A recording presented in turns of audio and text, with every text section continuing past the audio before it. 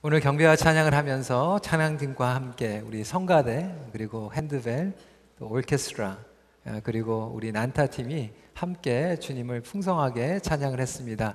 어떠세요 여러분? 너무 감사하죠? 우리 격려의 박수 부탁을 드리겠습니다.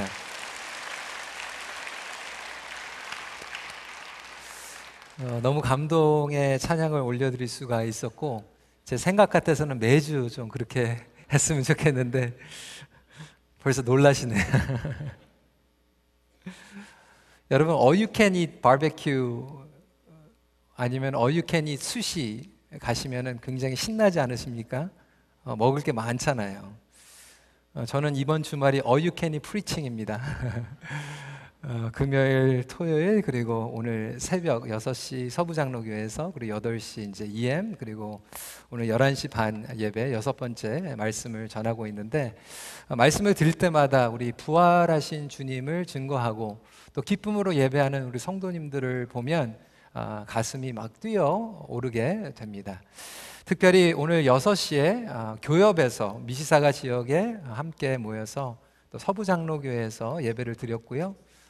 낯선 곳에서 제가 말씀을 전하니까 처음에는 조금 마음이 그렇게 교회에서 설교하는 것과 다르다라는 느낌을 가졌는데 우리 큰빛교회 성도님들이 많이 오셨어요. 사실상 그 자리에 저희 교회 성도님들이 제일 많이 오신 것 같아요. 그래서 마음에 또 기쁨을 얻고 또 위로를 얻고 전할 수가 있었습니다. 그 서부장로교회에서 깜짝 놀랐어요. 매년 연합예배 이렇게 안 왔는데 오늘 제일 많이 나왔다고. 그래서 해마다 노희성 목사를 설교를 시켜야 되겠다 뭐 이런 얘기를 제가 나중에 들었습니다. 하지만 오늘 저희들이 말씀을 통하여서 삶의 전환을 가져다주는 온전한 믿음, 그래서 새벽과는 조금 다르게 말씀을 전하기를 원합니다. 그리고 나서 더 풍성한 하나님의 예배가 있기를 원합니다. 성도 여러분, 예수님께서는 우리의 믿음을 온전하게 세우시길 원하십니다. 믿음이라고 다 같은 믿음은 아닌 것 같습니다. 부활하신 예수님을 만나기 전에 제자들의 믿음은 어떻게 보면 눈에 보이는 것을 의지하는 믿음이었습니다. 단지 예수님의 가르침 가운데서 은혜 받고 감동받고 또 섬기고 또 보람을 느끼는 그러한 믿음이었던 것이죠. 주님께서 말씀하시는 온전한 믿음은 그렇게 우리가 감동받고 며칠 동안 섬기다가 그만두는 그러한 믿음이 아니고 예수 그리스도의 십자가의 죽으심과 또한 부활하심을 믿는 그러한 믿음인 것입니다. 그래서 사도 바울은 이 부활 신앙에 대해서 계속해서 강조하고 있고 부활을 믿지 않는 믿음은 헛된 믿음이다라고 선포하고 있습니다. 고린도전서 15장 14절 말씀을 보면 그리스도께서 만일 다시 살아나지 못하셨으면 우리가 전파하는 것도 헛것이요 또 너희 믿음도 헛것이며 라고 사도 바울은 이야기하고 있습니다. 사랑하는 성도 여러분, 여러분들의 믿음은 어떠한 믿음입니까? 단순히 예수님의 말씀을 들으면 그래 나도 그렇게 열심히 살아야지, 그렇게 작정을 하고 헌신을 하였다가 몇 달이 지나가면 흐지부지해지는 그러한 믿음입니까? 아니 어떤 분들은 예수님께서 십자가에 못 박혀 죽으신 것을 알기 때문에 그 은혜에 그냥 감사해서 어떻게든지 그것을 갚아보려고 내가 노력하는 그러한 신앙 가운데에서 죄책감과 무거움만 가지고 계시는 믿음입니까? 예수님께서 말씀하시는 것은 예수님의 그 말씀만을 듣고 가는 그 믿음도 한계가 있고 예수님께서 십자가에서 돌아가신 것을 믿고 가는 그 믿음도 한계가 있고 정녕 저희들에게 원하는 믿음은 그것을 뛰어넘어 부활하신 예수님을 만나고 붙잡는 믿음을 갖기 원하시는 것입니다. 그래서 예수님께서는 부활하신 후에 제자들의 믿음을 온전케 하시길 원하셨던 거예요. 그래서 바로 하늘로 승천하시지 아니하시고 제자들에게 여러 번 나타나셨고 그들과 40일 동안 시간을 보내셨습니다. 왜 그러셨을까요? 목적은 분명했어요. 제자들의 믿음을 세우기 위하여, 온전케 하기 위하여였습니다. 사도행전 1장 33절 말씀, 그가 고난받으신 후에 또한 그들에게 확실한 많은 증거로 친히 살아계심을 나타내사 40일 동안 그들에게 보이시며 하나님 나라의 일을 말씀하시니라.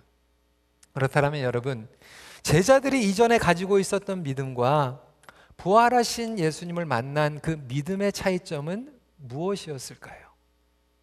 첫 번째로, 온전한 믿음은 고정관념의 틀을 깨는 믿음입니다. 마가복음 16장 1절 말씀을 보면 막달라 마리아, 그리고 야고보의 어머니 마리아, 또 살로메가 예수님의 죽으신 몸에 향품을 바르기 위하여 안식 후에 첫날 무덤에 갔다고 기록하고 있습니다. 그 세 여인이 찾아갔을 때 예수님의 무덤은 이미 빈 무덤이었습니다. 예수님께서 부활하신 거예요. 지금 역사적인 사건이 벌어난 거예요. 제가 이 말씀을 읽으면서 참 궁금한 거는, 이 역사적인 사건이 났는데 남자들은 다 어디 갔는지 모르겠어요. 이 여자들이 지금 부활하신 예수님의 소식을 듣고 막달라 마리아가 그것을 자신에게 보였다고 9절에서 기억하고 있죠. 기쁨으로 예수님께서 살아나셨다라고 달려가서 제자들에게 전한 거예요. 주님께서 부활하셨습니다. 제자들의 반응은 어땠을까요? 11절 말씀 같이 한번 읽어볼까요? 시작.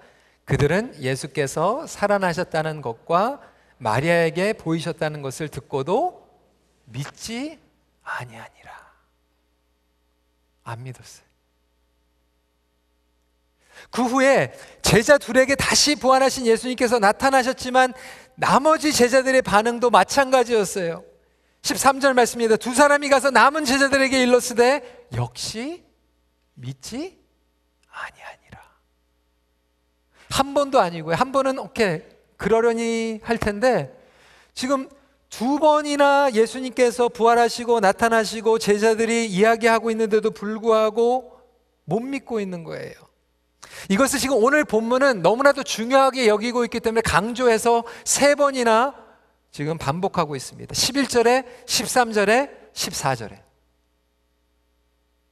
여러분, 왜 이렇게 믿는 것이 어려웠을까요? 예수님께서 공생의 사역을 하시면서 제자들에게 자신이 부활이심을 이미 알려주셨어요. 요한복음 11장 25절에 나는 부활이요 생명이니 라고 말씀하셨습니다. 죽은 나사로를 살리시까지 하셨던 그 예수님의 그 부활의 능력을 이미 제자들은 체험하였습니다. 또한 예수님께서는 십자가의 고난과 부활을 수차례 알려주셨어요. 너무나도 자세하게 알려주셨어요.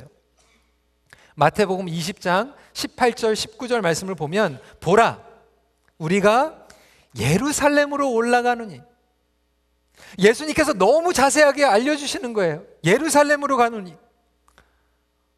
언제쯤 서프라이즈 이게 아니라 예루살렘으로 올라가면 무슨 일이 있겠다고요? 인자가 대제사장들과 서기관들에게 넘겨짐에 그들이 죽이기로 결의하고 이방인들에게 넘겨주어 그를 조롱하고 채찍질하여 십자가에 못 박게 할 것이나 어떻게 된다고요? 제3일에 살아나리라. 아니, 이렇게 예수님께서 정확하게 자세하게 친절하게 번복하면서 가르쳐 주시고 나서 증인들이 나타나가지고 예수님께서 부활하셨다라고 증거하고 있는데 제자들은 안 믿었더라. 아니, 믿으려고 하지는 않았어요. 저는 개인적으로 이 대목이 얼마나 위로가 되는지 모릅니다. 예수님께서 그렇게 직접 말씀하셨는데도 안 믿어요. 그러니까 저 같은 사람이 전하면 오죽할까 막 이런 생각도 들고요. 여러분, 우리가 믿음을 가지고 나아갈 때 사실 우리는 고정관념의 틀과 우리의 나름대로 만들어버린 믿음의 틀을 가지고 신앙생활을 할 때가 많이 있습니다. 이것을 영어로 표현을 하면 selective perception이라고 얘기를 합니다. 선택적 지각이에요. 우리는 모두나 다 이러한 perception을 가지고 있어요. 아, 저 사람은 좋은 사람이야. 그럼 저 사람이 얘기하는 거는 좋게 느껴지는 거예요. 근데 저쪽에 있는 사람은 우리 편이 아니에요. 그러면 그쪽에서 얘기하는 것은 다 사실이 아닌 것 같이 우리는 셀렉티브하게 그것을 바라보게 됩니다. 들을 때는 이것을 selective listening이라고 얘기를 해요. 선택적인 경청이라고 얘기를 합니다. 그래서 우리가 듣고 싶은 것만 듣고 듣고 싶지 않는 것들은 듣지 않는 거예요. 밀어내는 거예요. 걸러내는 거예요. 이것을 selective listening이라고 얘기를 합니다. 제가 설교를 하면서 이걸 항상 느껴요. 설교를 30분, 35분 이렇게 했는데도 불구하고 나중에 마치면은 어느 분들은 목사님 그 설교 다른 거는 기억이 안 나는데 우리 남편한테 그 예화한 거 그거 너무 좋았어요. 다른 거는 안 들은 거예요. 그 셀렉티브하게 내가 좋아하는 것만 든 거예요. 어떤 분들은 말씀 가운데 하나님의 진리가 담겨져 있는데 그 한 말, 제가 이래봐도 중졸이잖아요, 한국에서. 그 그래머 하나 틀린 것 때문에 처음부터 끝까지 은혜를 못 받아요. 그거 틀렸는데. 이게 셀렉티브 리스닝이에요. 우리가 주일날 3번, 4번 반복으로 광고를 해도 못 들었다고 하시는 분들이 있어요. 그게 셀렉티브 리스닝이에요. 여러분, 셀렉티브 퍼셉션이 있고 셀렉티브 리스닝이 있는 것 같이 믿음도요, 셀렉티브 페이트가 있어요. 우리가 하나님을 믿을 때 이 성경을 가지고 틀을 만들고 이 성경 가운데서 그 기초 가운데에서 하나님을 알아가는 것이 아니라 우리는 성경을 읽기 전에 예배를 드리기 전에 내가 이미 나의 고정관념과 틀을 가지고 하나님 앞에 예배 드린다고 한다는 거예요. 그리고 나서 내가 가지고 있는 그 고정관념과 그 틀에 하나님을 끼워 맞추려고 합니다. 기도를 할 때도 내가 이미 틀을 가지고 기도를 하는 거예요. 내가 기도를 하면 하나님께서 이렇게 역사하셔야 되는 거예요. 하나님께서 그렇게 들어주시지 않으면 하나님 살아계십니까? 하나님 저를 사랑하시지 않네요. 이렇게 우리는 결론을 내려버립니다. 여러분, 믿음이 다 똑같은 믿음이 아니라는 거예요. 얼마나 우리가 복잡하게 만들어버렸는지, 우리가 하나님을, 말씀에 기초한 하나님을 바라보는 것이 아니라, 부활의 하나님을 바라보는 것이 아니라 그냥 내가 원하는 편하는 대로 끼워 맞춘 하나님. 마침 스타벅스 커피집에 커피를 마시러 가면 Can I have a skinny vanilla latte, extra hot, non-fat, no foam, 뭐 이렇게 복잡하죠. 우리가 믿음을 생활을 할 때도 그렇게 하는 거예요. 설교 말씀은 은혜롭게, 순종은 얘기하지 말고, 귀찮은 건 싫고, 성도와 교제는 싫고, 목장에서 챙기는 거는 받고 싶고. Selective commitment, selective faith. 예수님께서는 이것을 마음이 완악한 것이라고 책망하고 계십니다. 14절 말씀입니다. 예수께서 그들에게 나타나서 그들의 믿음 없는 것과 마음이 완악한 것을 꾸짖으시니 이는 자기가 살아난 것을 본 자들의 말을 믿지 아니함일러라. 왜 완악하다는 표현을 썼을까요? 그들은 예수님의 기적을 목격했고요, 최고의 제자 훈련 받았어요. 최고의 설교를 들었어요. 저희 EM한테도 제가 그렇게 얘기했어요. 존 파이퍼 목사님 그리고 팀 켈러 목사님이 우리 교회에서 담임으로 설교하시면은 우리 신앙이 그냥 확 전환점이 일어날 것 같아요. 여러분, 인터넷에 들어가가지고 한국에 제일 설교 잘하신다는 목사님 그 설교 2년 3년 매주 들으면서 여러분들의 인생이 뒤바뀌어졌습니까?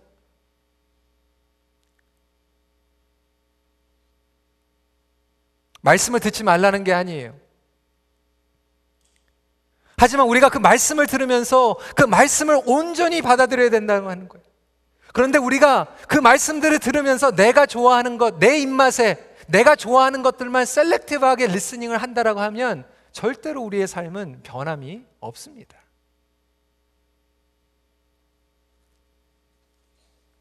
때로는 우리가 예수님을 따르지만 도덕적인 예수님을 믿어요. 도덕적인 종교 생활을 살고 있습니다. 윤리적으로 해요. 캐나다의 어느 자유주의의 그 진보적이고 자유주의인 그 교회에서 장로로 계시는 분과 제가 한번 대화를 나누는데 그분이 그렇게 얘기를 하더라고요. 내가 예수를 따르는 이유는 그 티칭, 그 가르침이 너무나도 좋아서, 우리를 위해서 희생하셔서. 근데 부활은 그냥 영적으로 그냥 상징적으로 부활한 거지 어떻게 죽은 사람이 부활할 수가 있겠습니까? 혹시 저와 여러분들도 그러한 신앙 가운데 머물러 있지는 않습니까? 예수님께서는 그러한 믿음을 책망하신 것입니다. 우리의 잘못된 고정관념의 틀은 부활하신 예수 그리스도를 만남으로 깨어지게 됩니다. 여러분, 우리가 이론적으로 아는 것, 기도 응답 받았다고, 종교적인 체험이 많다고, 헌신 조금 많이 했다고, 제자 훈련 많이 받았다고 온전한 믿음을 갖는 것이 아니라 부활하신 예수 그리스도를 만나는 것이 우리에게 온전한 믿음을 줄 믿으시기 바랍니다. 그렇다면 부활하신 예수님을 만났다는 증거는 무엇입니까? 오늘 본문에 나와 있지는 않지만 부활하신 예수님은 제자들에게 두려워서 떨고 있는데 평강을 주셨어요. 부활하신 예수님은 두려워하고 있는 그 제자들에게 가가지고, 그래, 너희들은 틀렸어. 너희들은 내가 다 갈아치울 거야. 너희들하고 내가 이제 사역 안 해. 그렇게 말씀하신 주님이 아니라고 하는 거예요. 부활하신 주님을 만난 사람들은 그렇게 다른 사람들에게 긍휼을 베풀어 줍니다. 부활하신 주님을 만난 사람들은 기쁨이 넘쳤다라고 이야기하고 있어요. 슬픔 가운데에서도 하나님께서 부어주시는 기쁨이 넘쳐나는 거예요. 근데 여러분 마음 가운데 지금 기쁨이 넘쳐나고 있습니까?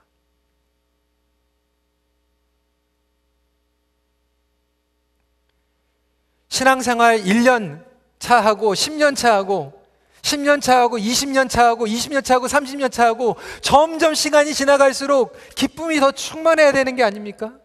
부활하신 주님 가운데에서 신앙생활하면 기쁨이 충만해야 되는데 왜 오늘날 교회에서는 1년짜리보다 10년 차이가 더 찡그리고 있고, 왜 10년 차이보다 20년 교회 생활하면서 더 인상이 찌푸려집니까? 왜 교회 공동체 안에서 이렇게 쓴 조직이 되어가고 있습니까? 부활하신 예수님을 믿고 섬기지 않고 그냥 그 말씀대로 내가 한번 해봐야지. 그래, 예수님께서 희생하셨으니까 나도 조금 갚아봐야지. 여러분, 갚는 것도요, 여러분 못 갚습니다. 그리고 갚는 것도 한두 번이지 언제까지 그걸 여러분들의 힘으로 갚을 수 있다고 생각하십니까? 여러분, 부활하신 주님을 만나면 우리가 성령 충만을 받고 그것을 뛰어넘어서 주님 앞에 평강과 기쁨을 누릴 줄 믿으시기 바랍니다. 그것이 부활하신 주님을 믿은 그 믿음의 증거입니다. 어느 신학자는 이렇게 얘기했어요. 오늘날 교회의 문제는 좌석이 비워져 있는 것이 아니라 믿음이 비워져 있기 때문이라는 이야기를 들은 적이 있습니다. 좌석이 비워져 있는 게 아니라 믿음이 비워져 있다는 거예요. 그래서 제가 우리 찬양팀 그리고 성가대에게 가장 우리 지휘자님께도 부탁을 하고 제가 이렇게 기뻐하는 것은, 조금 틀려도 좋은데 환하게 웃으면서 예배드리는 거예요. 환하게 웃으면서 부활하신 주님을 우리가 예배하는데, 여러분, 기쁨이 넘쳐야 되는 것이 정상이 아닙니까? 부활하신 주님을 섬기는데 기쁨이 넘쳐야 되는 게 정상이 아닙니까? 오늘날 우리가 양육을 하고 가르침을 할 때도 이러한 기쁨과 평강이 넘치는 부활의 주님을 붙잡고 나아갈 수 있는 저와 여러분들이 되시길 주님의 이름으로 축원합니다. 여러분, 틀이 먼저 바뀌고 배우면 늘게 되는 거예요. 제가 아까 말씀드린 오늘 설교를 들으니까 그래, 성경 공부할 필요 없어, 설교 들을 필요 없어, 그거 안 바뀐대. 그게 아니에요. 제가 이걸 어떻게 예를 들까 고민을 하다가, 날씨가 지금 풀려가지고 골프 좋아하시는 분들은 금방 이해를 하실 것 같아요. 제가 골프를 제대로 배워본 적이 없어요.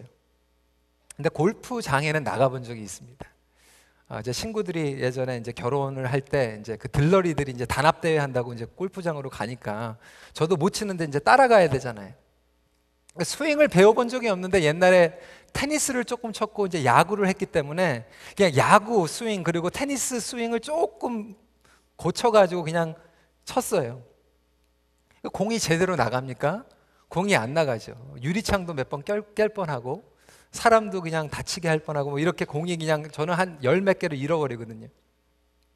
그렇게 치다가 18홀에 딱 갔는데 제가 탁 내려놓고 그냥 스윙을 탁 했는데 그냥 슉 가는 거예요. 그래가지고 그 그린에 딱 그렇게 떨어지는 거예요.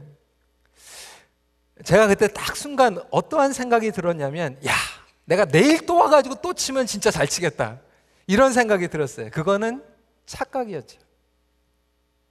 그 다음날 치지는 못했지만 먼 훗날에 다시 가가지고 더 잘 칠 것 같았는데 첫 번째보다 두 번째가 더 잘 쳐야 되는데 늘지가 않아요. 두 번째보다 세 번을 치면 더 늘어야 되는데 늘지가 않아요. 왜 그렇습니까? 스윙이 잘못됐으니까. 그 틀이 잘못됐으니까.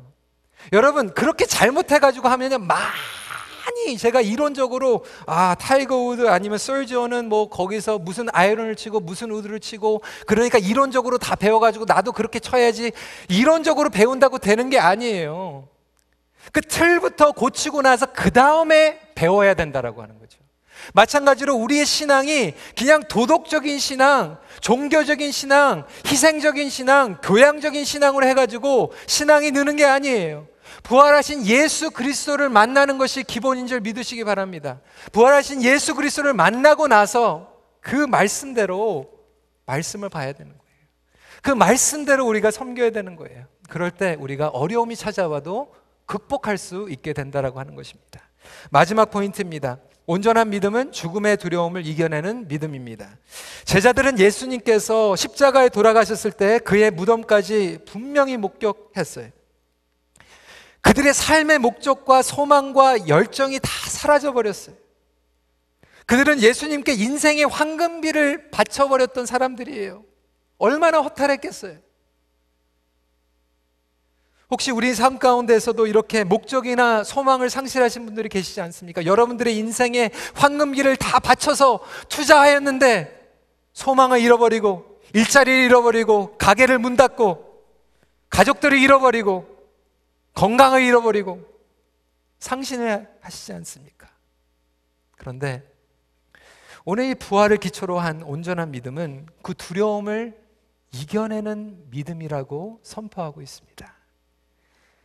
아무리 두려워도 그것이 끝이 아니라고 하는 거예요. 죽음조차도 끝이 아니라고 하는 것입니다. 여러분, 제자들이 지켜본 그 십자가의 죽음은요, 놀라운 희생일지 모르겠지만 부활 안에서 이해하지 못하면 그것은 사실상은 깨달을 수 없는 십자가의 비밀이에요. 여러분, 우리는 이 큰 그림을 이해하고 우리의 삶에 있는 고난과 질병과 고통들을 이해해야만 됩니다. 마치 여러분 어린아이들이요, 그 퍼즐 하면요, 한 개 가지고 퍼즐을 맞춥니다. 그 쉐입 맞히는 거. 그거 맞히면 우리 애기 잘했다. 근데 여러분, 30살 된 청년이 그거 하나 가지고 이러고 있으면 우리 아들 잘했다 이렇게 얘기 안 하잖아요. 나이가 들어가면요, 이제 초등학교 정도 되면 한 10개 정도 들어가는 퍼즐을 하는 거고요. 이제 나이가 좀 연세가 있으신 분들은 나중에 300개 아니면 1000개, 저는 3000개까지 하는 분을 봤어요. 그 3000개 그 퍼즐을 하면요, 그 하나 피스를 보면 이해가 안 돼요. 이게 뭔지, 빨간색인데 이게 무슨 빨간색인지, 이거는 검은색인데 무슨 검은색인지 이해가 안 가는 거예요. 그런데 그 전체의 그 피스의 퍼즐의 그림을 볼 때 그 한 가지의 그 조각이 무엇을 의미하는지 깨닫게 됩니다. 마찬가지로 우리의 삶은 부활의 주님, 영원한 생명을 이해하지 않고서는 여러분들이 아무리 가지고 있는 고난과 고통을 이해하려고 해도 여러분들의 힘과 능력으로는 이해할 수가 없는 거예요. 말이 안 되는 거예요. 내가 왜 지금 빨간색의 고난을 겪고 있는지, 내가 왜 검은색의 어려움을 가지고 있는지 이해가 안 되는 거예요. 그런데 부활을 깨달을 때 부활하신 주님께서 우리의 삶 가운데에서 고난도 있었고 질병도 있었고 죽음도 있었지만 부활하신 주님께서 우리도 그렇게 부활의 소망을 주신다라는 것을 믿을 수 있는 저와 여러분들이 되시길 주님의 이름으로 축원합니다. 이것이 부활의 능력입니다. 16절 말씀, 믿고 세례를 받는 사람은 구원을 얻을 것이요 믿지 않는 사람은 정죄를 받으리라. 우리가 만들어낸 그 믿음이 아니라 부활하신 예수 그리스도를 믿는 것. 그렇다면 여러분, 무엇 때문에 두려워 앉아 계십니까?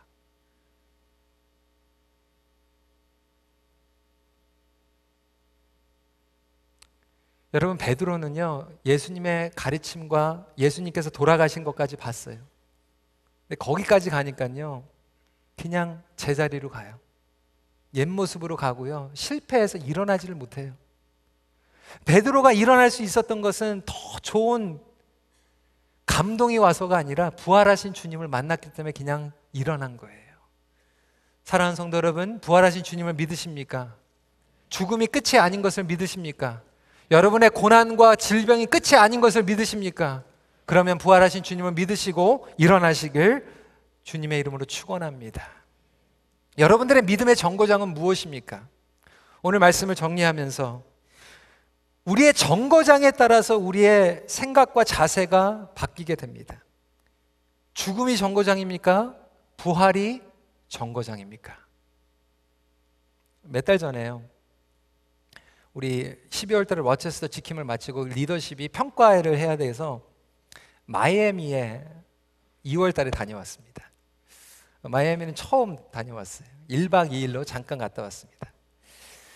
토론토에는 그냥 눈이 펑펑 내려오고 있는데, 저는 이제 마이애미에 이제 처음 가니까 궁금하잖아요. 날씨가 어떤지. 딱 그 웨더 네트워크를 딱 보니까 20도가 넘는 거예요. sunny hot 딱 이렇게 나오는 거예요. 아니, 토론토에서는 눈이 펑펑 내리고 있는데 제가 믿음이 너무 좋아가지고 티셔츠를 싸가지고, 그리고 겨울 자켓을 차에다가 놔두고 비행기를 타고 갔습니다. 제가 만약에 알라스카로 간다고 했었으면 가방을 다르게 챙겼을 거예요. 짐을 다르게 쌌을 거예요. 옷을 다르게 가지고 갔을 거예요. 제가 가고 있는 그 데스티네이션 정거장에 따라서 저의 믿음과 저의 생각과 자세가 달라진다라고 하는 것입니다. 여러분, 삶이 죽음이 끝이라고 하면 그분과 부활의 끝이라고 하는 분과 믿음은 같은 방향으로 가고 있는데 전혀 다르다고 하는 거예요. 야로슬라브 펠리칸은 이렇게 얘기했습니다. 그리스도가 살아나셨다면 그 외에 어떤 것도 중요하지 않다. 또한 그리스도가 살아나시지 않았다면 그 어떤 것도 소용없다. 성도 여러분, 여러분들이 가지고 계시는 믿음은 어떠한 믿음입니까?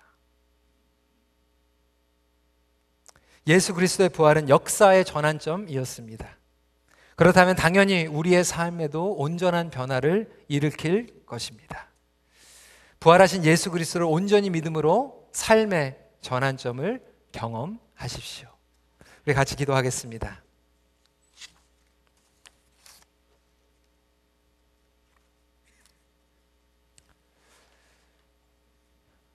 여러분, 우리가 말씀으로 돌아가길 원하고요, 온전한 주님을 만나길 원합니다. 혹시 어떤 분들은 여러분들 임의로 하나님이 어떠한 분이셔야 되는지 그 틀을 만들어버리고, 여러분들이 생각하고 있는 그 기대치와 여러분들이 원하는 그 삶의 방향대로 하나님을 끼워 맞추고 있지는 않습니까? 근데 삶의 방향과 여러분들의 그 틀에 하나님이 맞지 않으니까 실망하고 계시지는 않습니까? 오늘 부활하신 주님을 다시 만나길 소원하며 기도하길 원하고요. 여러분, 혹시 삶 가운데, 두려움 가운데 여러분 실패 때문에, 과거의 그 죄 때문에 집착하여서 일어나지 못하고 있다라면 이 시간에 같이 일어나서 주님, 부활하신 주님을 제가 만나 주님께서 주시는 그 평강과 기쁨을 경험하기 원합니다. 제자들에게는 어려움이 그대로 있었지만 부활하신 주님을 만났기 때문에 그 어두움이 물러간 것이 아니라 그 어두움을 이겨낼 수 있는 담대함이 생긴 거예요. 성령 충만함이 생긴 거예요. 그렇다면 우리가 이 시간에 그 부활하신 주님을 새롭게 만나고, 주님, 나의 믿음이 온전케 되게 하여 주시옵소서. 성령님, 나에게 긍휼을 베풀어 주시고 내가 온전한 믿음으로 신앙생활 할 수 있도록 인도하여 주시옵소서. 우리 이 시간에 우리의 자신을 주님 앞에 올려드리고 기도하는 시간 갖도록 하겠습니다. 기도하시겠습니다. 아버지 하나님, 저희들이 오늘 부활하신 주님을 다시 한번 새롭게 만나길 원합니다. 주님, 저희들의 마음을 활짝 열어주시고, 제자들이 그 기쁜 소식을 들었는데도 처음에 믿지 못했던 그런 안타까운 일이 우리에게 있지 않도록 우리에게 긍휼을 열어주시고 우리의 생각의 마음 문과 우리의 마음의 문과 그리고 우리의 귀의 문을 열어주심으로 말미암아 예수 그리스도의 그 복음과 부활하심 그리고 이 말씀이 우리의 삶 가운데서 이해되고 믿어지게 하여 주시옵소서. 성령님께서 우리를 다스려 주시고 오늘 부활하신 주님을 만남으로 말미암아 다시 한번 이 살아계신 주님과 동행할 수 있도록 인도하여 주시옵소서. 주님, 우리의 믿음의 정거장이 정말 이 인생의 끝이 아니라는 것을 깨닫게 하여 주시고 우리에게 부활하여서 우리에게 그 부활의 소망과 약속을 허락하여 주신 예수 그리스도의 부활을 소망으로 붙잡고 나아갈 수 있는 우리 귀한 성도님들이 될 수 있도록 인도하여 주시옵소서.